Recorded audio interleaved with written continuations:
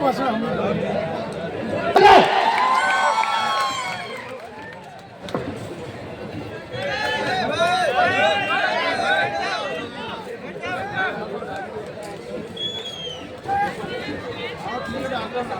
की इस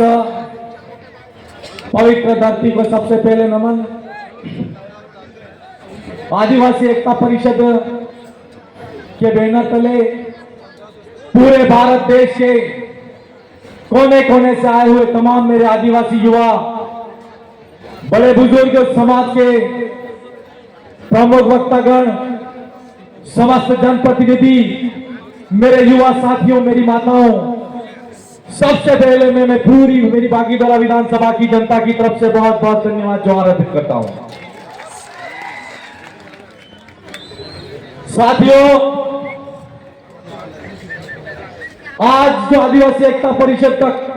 यहां पर जो पूरे भारत देश से आदिवासियों का सम्मेलन हो रहा है, यह कोई नई बात नहीं है।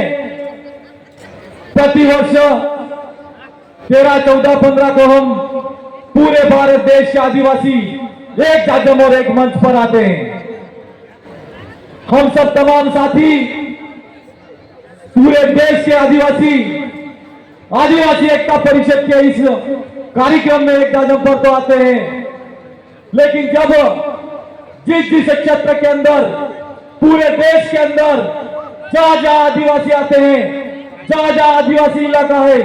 उस इलाके के अंदर जब हमारे क्षेत्र के हक अधिकार की बात आती है, तो हम अपने अपने झंडे उठा करके फिर से बिखर जाते हैं। इस मौके पर मैं आपसे कहना चाहता हूं कि हमारे दक्षिणी राजस्थान के अंदर आदिवासी परिवार के बैनर तले, आदिवासी परिवार के जन जागरण के माध्यम से इस देश के अंदर जो जन जागरण हुआ है, और राजस्थान के असेंबली के अंदर 4 एमएलए जो भारत आदिवासी पार्टी से जाते हैं, और राजस्थान से सांसद के रूप में, आदिवासी के प्रतिनिधियों के रूप में एक सांसद भेजा जाता है। हम सब भारत के आदिवासियों को कहना है कि अगर हम आज इस आदिवासी एकता परिषद के कार्यक्रम के माध्यम से हमारा मैसेज देना चाहते हैं कि जिस क्षेत्र के अंदर, जहां जहां राज्य के अंदर आदिवासी रहते हैं, हम सुनते आ रहे हैं भी कुछ समय पहले से कि हमारे क्षेत्र के जहां जहां से एमएलए आते हैं, एमपी आते हैं, उस क्षेत्र के अंदर की जो समस्याएं हैं वो विधानसभा के अंदर नहीं जाती है, संसद के अंदर नहीं जाती है। ये समस्याएं क्यों आ रही है, इस बात पर सोचना होगा हम सबको। यह समस्या इसलिए आ रही है कि आज तक हमारे 78 साल के इस भारत देश के अंदर हम लोगों ने जिन लोगों को वोट दिया, लेकिन उन लोगों को वोट तो हम लोगों ने दिया, वो लोग हमारे थे, लेकिन उनका रिमोट किसी और के हाथ में था, हमारी समाज की जाजम के हाथ में नहीं था। मैं आप सबसे पूछना चाहता हूं कि अगर जिस क्षेत्र से इस देश की लोकतांत्रिक व्यवस्था ने हम सबको हमारे प्रतिनिधित्व, हमारे हक अधिकार के लिए अगर किसी एमएलए को या एमपी को चुनने का मौका दिया है, तो क्या वो एमएलए एमपी पार्टी के प्रति उत्तरदायी होना चाहिए, क्या उस क्षेत्र के प्रति उत्तरदायी होना चाहिए,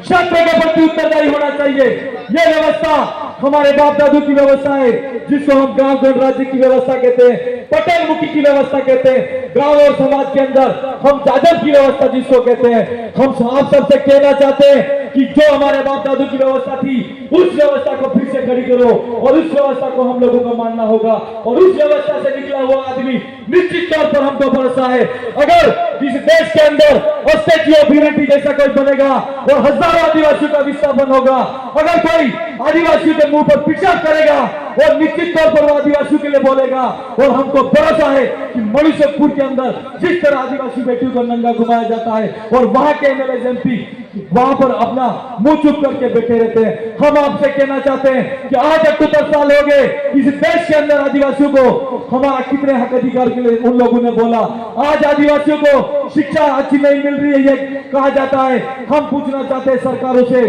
कि आज तक जो शिक्षा आदिवासी को मिलनी चाहिए थी वो शिक्षा नहीं मिली, चिकित्सा के अंदर जो सुविधाएं मिलनी चाहिए थी वो नहीं मिली। आदिवासियों का जो शेड्यूल डिस्ट्रिक्ट एक्ट है उस एक्ट के अंदर 1874 का जो हमारा संवैधानिक अधिकार है, जल जंगल जमीन का आदिवासियों का अधिकार होना चाहिए था, वो अधिकार आज तक नहीं मिला। हम सरकार से भी हमको पूछना चाहिए और हम आपसे कहना चाहते हैं कि आज तक 78 साल के अंदर आपने जिन जिन एमएलए को बनाया है उनसे सवाल खड़ा करो और उनको पूछो कि विधानसभा के अंदर आप गए तो हमारे लिए क्यों नहीं बोले, एमपी बन के भारत की संसद के अंदर गए तो हमारे लिए क्यों नहीं बोले। पूछना पड़ेगा, नहीं पूछना पड़ेगा, ये सवाल है हमारा आपसे। और हम आपसे यह भी कहना चाहते हैं कि आज आदिवासियों का अगर सरकार आजादी का अमृत महोत्सव मना रही है और सरकार ये कह रही है कि इस देश के अंदर विकास हो रहा है, हम सरकार से पूछना चाहते हैं क्या आपने रेलवे बनाई, रेलवे किसकी जमीन पे निकाली, आपने कॉरिडोर निकाले, कॉरिडोर किसकी जमीन पे निकाले। आज हम सरकार से भी कहना है और आप सबको भी सवाल करने का अधिकार और सवाल करना चाहिए कि आदिवासियों का जितना विस्थापन हुआ है इस देश के अंदर और आदिवासियों का जितना विनाश सरकारों ने किया है इतना किसी का नहीं हुआ। इसका मूल कारण यह है कि हमने हमारी जाजम व्यवस्था से हमारे एमएलए एमपी को नहीं चुना, हमने हमारे जाजम व्यवस्था से हमारे नेता को नहीं